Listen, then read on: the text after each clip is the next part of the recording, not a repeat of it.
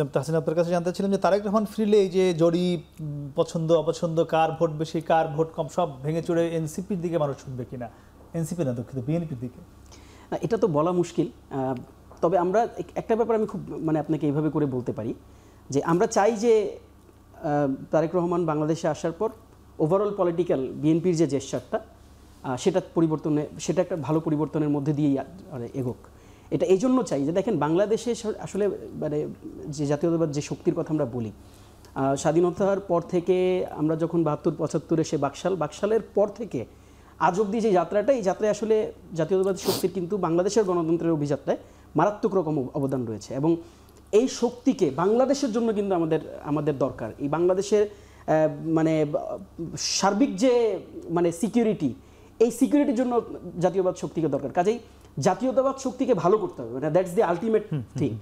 এখন সেটা অবভিয়াসলি আমরা ফিল করি যে তারেক রহমান যখন দেশে ফিরবেন আমরা এটা বিশ্বাস করতে চাই যে তার যে পরিবর্তনটা, এই পরিবর্তনের ছোঁয়াটা আসলে একেবারে আপামর বিএনপির যে সমর্থক গোষ্ঠী তাদের মধ্যেও লাগবে। এবং যে ধরনের বিতর্ক এতদিন ধরে বিএনপির সাথে আসলে আমরা ৫ আগস্টের পর থেকে আমরা দেখেছি জড়িত হয়ে আছে, দেখেন এটা তো আসলে আমাদেরও বলতে যে খুব একটা ভালো লাগে তা তো না।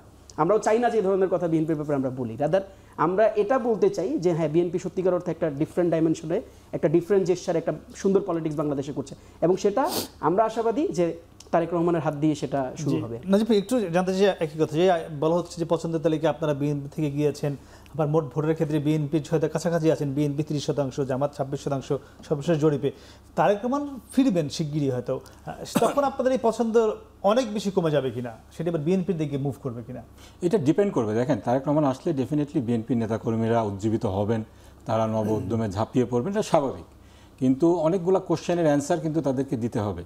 তারা এখনও বাংলাদেশি বাংলাদেশি রাজনীতি জাতীয়তাবাদে বিশ্বাস করেন কিনা, তারা ইসলামী মূল্যবোধের রাজনীতি করছেন কিনা, তাদের ভারতীয় আধিপত্যবাদের ব্যাপারে তাদের ভূমিকাটা কী, এবং বৈষম্য বিরোধী যে আন্দোলনটা হয়েছে সেক্ষেত্রে তাদের যে ন্যারেটিভটা, এই ন্যারেটিভের কিন্তু একটা ঘাটতি আছে।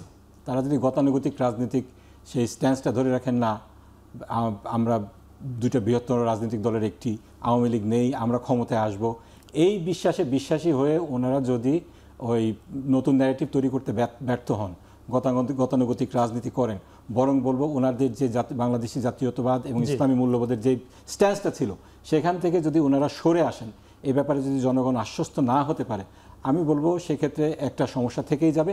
আরও একটা বিষয়, তারেক রহমানকে প্রুফ করতে হবে তিনি একজন স্টেটসম্যান।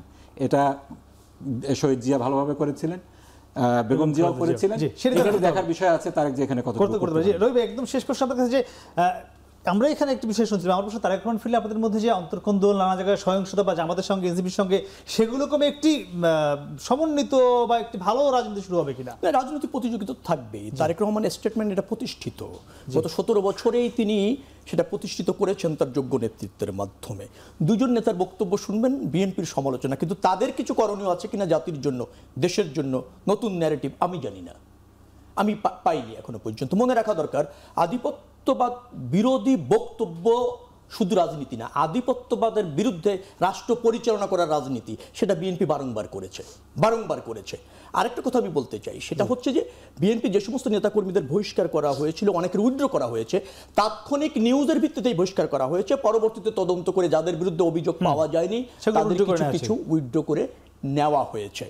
যে কথা আমি আবারও বলতে চাই যে জামাতি আপনি ৮০ জন করে পেয়েছেন, যদি ৫,০০০ লোকের উপর জরিপ হয় ৬৪টি জেলা, ৮০ জন লোকের উপর মন্তব্য দিয়েই যে জেলায় এভারেজে ৩০ লাখ লোক বসবাস করে তাদের মতামতের প্রতিফলন হয় না। এই জরিপে এক ধরনের ন্যারেটিভ তৈরি করার জন্য বিএনপির এগেইনস্টে চলছে। বিদায় আমাদের যারা জরিপ করছে তারা আপনাদের বিরুদ্ধে কাজ করছে। ডেফিনেটলি ৮০ জন লোক একটা জেলায় পাচ্ছেন, ৩০ লাখ লোক বসবাস করে। জরিপ তো ৩০ লাখ লোক দিয়ে হয় না, জরিপ ছোট স্যাম্পল সাইজ, অবশ্যই এটাই জরিপের সিস্টেম। আমরা বেশি মনে করব সবকিছু মিলিয়ে আগামী নির্বাচনে সব একসঙ্গে করবেন।